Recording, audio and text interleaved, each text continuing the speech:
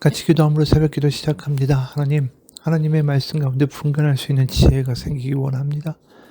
내 생각과 내 판단으로 살아가는 하루가 아니라 주님이 주시는 마음으로 듣고 보고 생각할 수 있는 은혜가 충만한 이 시간 되게 도와주옵소서. 예수님 이름 받들어 기도합니다. 아멘. 오늘은 고린도전서 1장 18절에서 31절까지 말씀입니다. 고린도전서 1장 18절에서 31절까지의 말씀입니다. 십자가의 도가 멸망하는 자들에게는 미련한 것이요 구원을 받는 우리에게는 하나님의 능력이라. 기록된 바 내가 지혜 있는 자들의 지혜를 멸하고 총명한 자들의 총명을 폐하리라 하였으니 지혜 있는 자가 어디 있느냐, 선비가 어디 있느냐, 이 세대의 변론가가 어디 있느냐. 하나님께서 이 세상의 지혜를 미련하게 하신 것이 아니냐. 하나님의 지혜에 있어서는 이 세상이 자기 지혜로 하나님을 알지 못하므로 하나님께서 전도에 미련한 것으로 믿는 자들을 구원하시기를 기뻐하셨도다. 유대인은 표적을 구하고 헬라인은 지혜를 찾으나 우리는 십자가에 못 박힌 그리스도를 전하니 유대인에게는 거리끼는 것이요 이방인에게는 미련한 것이로되 오직 부르심을 받은 자들에게는 유대인이나 헬라인이나 그리스도는 하나님의 능력이요 하나님의 지혜니라. 하나님의 어리석음이 사람보다 지혜롭고 하나님의 약하심이 사람보다 강하니라. 형제들아 너희를 부르심을 보라. 육체를 따라 지혜로운 자가 많지 아니하며 능한 자가 많지 아니하며 문벌 좋은 자가 많지 아니하도다. 그러나 하나님께서 세상에 미련한 것들을 택하사 지혜 있는 자들을 부끄럽게 하려 하시고 세상에 약한 것들을 택하사 강한 것들을 부끄럽게 하려 하시며 하나님께서 세상에 천한 것들과 멸시받는 것들과 없는 것들을 택하사 있는 것들을 폐하려 하시나니 이는 아무 육체도 하나님 앞에서 자랑하지 못하게 하려 하심이라. 너희는 하나님으로부터 나서 그리스도 예수 안에 있고 예수는 하나님으로부터 나와서 우리에게 지혜와 의로움과 거룩함과 구원함이 되셨으니 기록된 바 자랑하는 자는 주 안에서 자랑을 함과 같게 하려 함이라. 아멘. 지난번에 언급한 대로 고린도는 성적으로도 또 종교적으로도 아주 방탕하고 문란한 도시였습니다. 12개의 신전이 있었습니다. 아폴로, 포세이돈, 헤라, 또 황제인 옥타비아누스의 신전, 아프로디테 신전, 많은 신전이 있었고 특히 그 아프로디테 여신, 로마식으로 말하면 비너스 여신이죠. 그 여신의 신전에서는 종교적인 매음 행위가 벌어졌습니다. 1000명이 넘는 여성 사제, 다시 말해서 이 창녀들이 있었고 밤이 되면 신전에서 내려와서 매춘 행위를 하곤 했죠. 그래서 당시에 속담에는 모든 사람이 고린도 여행을 갈 만큼 부유한 것은 아니다. 또 고린도 사람이라고 하면 음란하다라는 이미지가 박혀 있었죠. 그런 도시에서 살고 로마 문화에 완전히 깊숙이 빠져 있던 이 도시는 복음을 전하기 굉장히 만만치 않은 환경이었다라는 겁니다. 당연히 돈 있는 사람들이 득세를 하고 세상의 유유상종이라고 있는 사람들은 있는 사람들끼리 어울리는 문화가 교회라고 해서 없는 게 아니라 세상의 문화를 그대로 교회에 가져와서 그대로 행하는 이들이 많았다는 거죠. 그게 저번 시간에 이야기한 것처럼 그러다 보니까 성찬식 때도 먼저 먹는 사람들끼리 자기들끼리의 그룹이 만들어지기도 하고 또 교회에서의 문제를 가지고 세상 재판적에 끌고 가는 이들도 나타나기도 하고 한마디로 지금 분파나 그룹이나 이런 것들이 쪼개져 있는 것이 고린도 교회의 모습이었어요. 이게 이럴 수밖에 없는 게 그 당시 사람들은 소속감이라는 게 굉장히 중요했습니다. 내가 어느 후견인을 가지고 있다. 그러니까 나의 백이 누구냐. 그래서 어디든지 속해 있어야만 그 사회를 살아갈 수 있는 능력을 갖추게 되는 거죠. 든든한 후견인, 백이 없으면 어디에 가서도 길을 펼 수 없는 세상이 바로 로마의 세상이었습니다.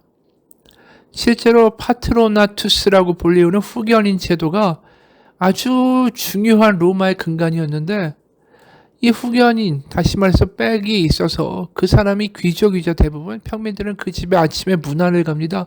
인사를 하고 귀족이 그 도시의 중요한 직책에 출마를 하며 선거운동을 돕고 전쟁에 나가면 따라 나가고 이런 관계였던 거예요. 반대로 이 귀족인 후견인들은 피후견인인 평민들에게 경제적인 도움도 주고 법정에 서게 되면 변호도 해주고 누군가를 소개도 해주고 이런 일들이 자연스럽게 이루어져 가고 있었다라는 거죠. 그러니까 후견인 없이 산다라는 건 로마라는 세상, 이 고린도라는 세상을 살 수가 없는 거예요. 그러니까 자신의 후견인이 어느 정도 급이 되면 나는 그 그룹에 속해 있는 거고 나의 뒷배는 이 정도고 난 사회적 지위가 이 정도다라는 것을 거기서 드러내는 거죠. 그 사람들끼리 어울리는 거예요. 자신의 급에 맞게. 사실 그게 계속 큰 그림에서 보면 평민의 후견인은 귀족일 거고 귀족의 후견인은 그보다 좀 더 센 귀족일 거고 최종적으로는 황제가 최종 후견인이 되겠죠. 먹이사슬처럼 쫙 다 이렇게 속함으로 연결되는 다 선으로 짝대기로 연결할 수 있는 그런 관계로 피라미드처럼 아주 촘촘하게 만들어진 게 로마 사회였다라는 겁니다. 그러다 보니까 자기가 자랑하는 건 뭡니까? 나의 후견인이 누구다라는 것을 늘 자랑해야만 했던 거예요. 근데 오늘 31절에 보면 기록된 바 자랑하는 자는 주 안에서 자랑하라 함과 같게 하려 함이라.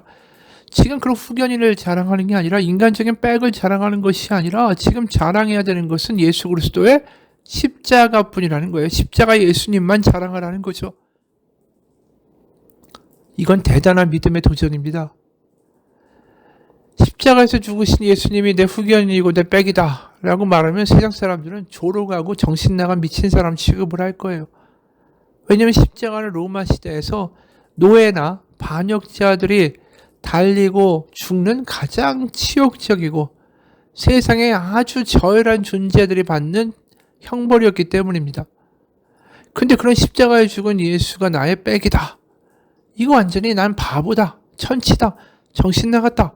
이렇게 이야기하는 것과 똑같다라는 거죠. 그래서 이 말씀이 나오는 거예요. 18절 이하를 보면 십자가의 도가 멸망하는 자들에게는 미련한 것이요 구원을 받는 우리에게는 하나님의 능력이라. 기록된 바 내가 지혜 있는 자들의 지혜를 멸하고 총명한 자들의 총명을 패하리라 하였으니 지혜 있는 자가 어디 있느냐? 선비가 어디 있느냐? 이 세대의 변론가가 어디 있느냐? 하나님께서 이 세상의 지혜를 미련하게 하신 것이 아니냐? 한마디로 세상의 기준에서 보면 십자가는 완전히 뒤집어 엎는 하나님의 새로운 방식이라는 거죠. 그 세상에서 볼 때는 어리석고 미련하고 거리끼는 것이다. 그게 21절에서 23절입니다. 하나님의 지혜에 있어서는 이 세상이 자기 지혜로 하나님을 알지 못하므로 하나님께서 전도에 미련한 것으로 믿는 자들을 구원하시기를 기뻐하셨도다. 유대인은 표적을 구하고 헬라인은 지혜를 찾으나 우리는 십자가에 못 박힌 그리스도를 전하니 유대인에게는 거리끼는 것이요 이방인에게는 미련한 것이로되. 당시에 소피아라고 불리우는 지혜라는 것을 중요시하던 헬라 로마인들, 그래서 철학을 되게 중요시했죠. 그래서 뭐 소크라테스나 플라톤이나 다 헬라 로마 문화권 아닙니까? 거기서 말하는 지혜는 이 십자가하고는 아주 거리가 먼 거예요. 십자가는 아둔하고 거리끼고 미련한 것일 뿐이죠. 그런데 십자가를 자꾸만 이야기한다? 이건 세상에 조롱당하고 무시당하기 딱 좋은 일이에요. 근데 자랑을 하는 겁니다. 자랑. 그래서 24절에 보면 오직 부르심을 받은 자들에게는 유대인이나 헬라인이나 그리스도는 하나님의 능력이요 하나님의 지혜니라. 부르심을 받지 않고는 그리스도가 하나님의 능력과 지혜라고 말할 수가 없다라는 거죠. 믿는 사람들만이 십자가에 하나님의 커다란 계획과 큰 그림이 느껴진다라는 거죠. 다시 말해서 십자가에는 하나님의 커다란 지혜가 있습니다. 세상 사람들이 생각하는 지혜와는 전혀 다른 근시안적인 지혜가 아니라 엄청나게 태초부터 종말까지를 아우르는 하나님의 커다란 지혜가 들어있는 거죠. 그래서 25, 26절에 27절까지 하나님의 어리석음이 사람보다 지혜롭고 하나님의 약하심이 사람보다 강하니라. 형제들아 너희를 부르심을 보라. 육체를 따라 지혜로운 자가 많지 아니하며 능한 자가 많지 아니하며 문벌 좋은 자가 많지 아니하도다. 그러나 하나님께서 세상에 미련한 것들을 택하사 지혜 있는 자들을 부끄럽게 하려 하시고 세상에 약한 것들을 택하사 강한 것들을 부끄럽게 하려 하시며 하나님께서 세상의 천한 것들과 멸시받는 것들과 없는 것들을 택하사 있는 것들을 폐하려 하시나니 이는 아무 육체도 하나님 앞에서 자랑하지 못하게 하려 하심이라. 세상을 뒤집어 엎는 이야기가 십자가라는 거죠. 세상에서 미련하고 아둔한데 거기 하나님의 지혜가 들어있고 믿는 자들은 그 지혜를 십자가에서 발견하게 된다는 거예요. 그런데 십자가에 담기는 하나님의 지혜의 요체는 뭡니까? 약할 때 강함이 되어 주시고 죽은 자 같으나 산 자가 되게 해주시고 무능한 자 같으나 오히려 유능한 자가 되고 가난한 자 같으나 풍요로운 자가 된다. 이런 하나님의 놀라운 역전의 이야기가 이 십자가 복음에 들어있다라는 거죠. 왜요? 예수님이 십자가에 죽으셨으나 부활하셨기 때문이에요. 따라서 예수님을 믿는 방식은 세상에서 내가 강하다, 잘 나간다가 아니라 오히려 하나님 앞에 나는 무능합니다 라고 고백할 수 있는 것이 십자가의 복음을 아는 사람의 모습인 거죠. 십자가의 구원의 길이 있다는 건 뭡니까? 우리의 주제 파악을 할 수 있어야 한다는 말 아닙니까? 내가 저 십자가에 달릴 정도로 하나님 저 죄악도 많고 무능하고 과거의 상처에 매달려 있고 두려워 있고 어린아이 같은 마음도 있고 그래서 어떻게든 나를 보호하고자 저 눈에 보이는 돈과 사랑과 백을 믿었고 자리를 믿었고 재능을 믿었고 그래서 내 스스로가 나는 괜찮은 사람이라고 나는 두려워할 필요 없다고 나는 안전하다고 스스로 뭔가 우상을 틀어쥐고 그렇게 살아가려고 했던 사실은 연약한 자라는 것을 고백하게 되는 것이 십자가라는 것입니다. 그래서 십자가는 결국 뭘 말합니까? 나의 능력으로 나는 거룩해지고 남을 사랑할 수 있고 달라질 수 있는 존재가 아닙니다. 저는 내일도 모르는 뭐 하나 자신할 수 있는 존재도 아닙니다. 그래서 내가 내 삶의 주인이 아니라 하나님이 내 삶의 주인이 되어주셔야만 합니다. 나는 괜찮은 척했지만 사실은 무능력하고 겁 많고 두렵고 상처받고 부족한 존재입니다. 이걸 고백할 수 있는 이들 가운데 하나님의 은혜가 임하는 거예요.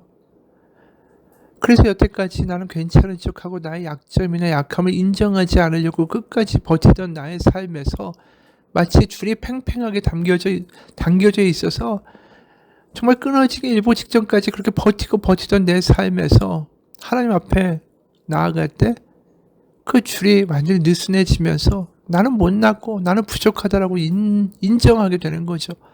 그래도 괜찮은 게 십자가의 복음인 거예요. 완벽해져야 내가 너를 받아주겠다.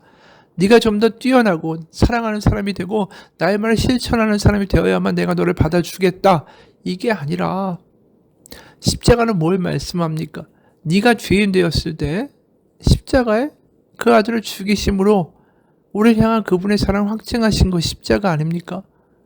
다시 말해서 부족하고 연약하다고 오히려 아이처럼 부모에게 나가는 것처럼 아이답게 나갈 때 그런 우리를 받아주신다라는 그 놀라운 복음이 십자가에 들어있는 거 아닙니까? 그게 하나님의 지혜인 거죠. 왜요? 이 세상에서 난 좀 잘났다고 하는 인간도 결국 도토리 키재기 아닙니까? 전에도 여러 번 이야기했지만 63빌딩이나 그 옆에 있는 단층 건물이나 우리가 지상에서 보면 63빌딩이 엄청 커 보이죠. 위대해 보입니다.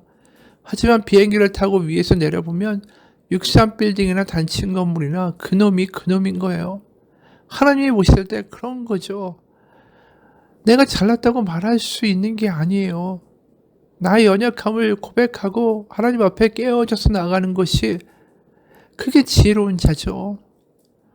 그리고 내가 약함을 고백하는 걸 싫어하는 사람 있지 않습니까? 나는 강하다, 나는 잘났다, 매일마다 자신을 쇠뇌하려고 애쓰지만 오히려 진짜 용기 있는 사람은 내가 강하다고, 나는 세다고 스스로에게 되뇌이는 사람이 아니라 나는 약하고 엉망이고 부족하고 망가졌다고 고백하는 사람이 더 용기 있는 거죠. 왜요?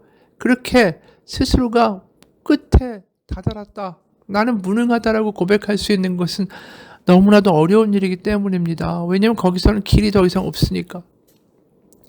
어떻게든 스스로를 위로하고 싶지 않습니까? 이번 일은 내가 부족해서 그런 게 아니라 이 상황이 이래서 이랬던 것 뿐이야. 합리화시키고 나는 괜찮은 사람이라고 스스로를 납득시키고자 하는 게 우리의 본능인 거예요. 그런데 하나님 앞에서 나는 아무 능력도 없고 나는 망했고 나는 죄인이고 나는 아무것도 아니다라고 고백하는 거, 이거 대단한 용기고 이게 믿음이에요. 왜요? 이걸 인정할 수 있다는 것은 그래도 괜찮다라고 하시는 나에게 하나님 아버지가 계시다라는 것을 믿기 때문입니다. 다시 말해서 황제나 귀족의 내백이 아니라 하나님의 아버지시다라는 게 믿어져야지만 나의 부족함을 인정할 수 있고 십자가를 자랑할 수 있는 거예요. 그렇습니다. 십자가는 우리에게 말합니다. 네가 부족해도, 네가 실패해도, 네가 못나도 그것이 끝이 아니다. 그 이야기는 절대 그렇게 비극으로 끝나지 않다. 왜냐하면 부활이 있기 때문이다. 십자가는 역전의 이야기입니다. 우리가 그렇기 때문에 자랑하고 찬양해야 될 것은 십자가입니다. 그게 복음이 뭔지를 아는 사람이 당연히 할 수밖에 없는 귀결이고 행동이에요. 그래서 십자가가 기쁘고 자랑스럽고 사랑스러울 수밖에 없는 거죠. 야, 내가 못나도 괜찮구나. 내가 실수해도 괜찮구나. 내가 좀 못생겨도 괜찮구나. 내가 무식해도 괜찮구나. 내가 미련해도 괜찮구나. 내가 세상에서 천시와 멸시를 받아도 괜찮구나. 내가 없는 자가 돼도 괜찮구나. 왜요? 하나님이 나를 택하셨기 때문에. 이 역전의 이야기가 마음에 확 와닿으면 자랑할 수밖에 없는 거죠. 여러분, 그게 지금 십자가만을 자랑하라고 말하는 사도 바울의 이야기입니다.